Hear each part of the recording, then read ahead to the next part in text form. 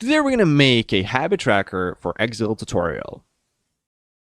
So what you want to Google is, first things first, Google habit tracker in Excel and then open up the first link. Now once you do that, essentially scroll down until you find all of these habit trackers. Then click here, get free template. Now, I recommend you do this because these are the templates for Excel, as you can see, but I like to do it here in ClickUp because you basically click here, this button, and it will do similar things just like you would do normally in Excel. Now, you have to wait a little bit until this is loaded, but once it loads up, you should be good to go. Then you basically change out the list name, and then you give it the which folder you want this to be saved, and then click here, use template. And then once you've done that, you wait until this is created.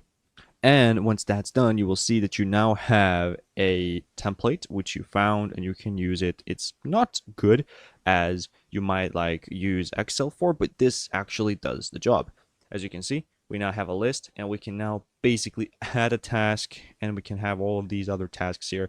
So basically we want to add a task, type out the name, click save, and now we have all of the tasks that we need to do and we need to complete. Pretty cool.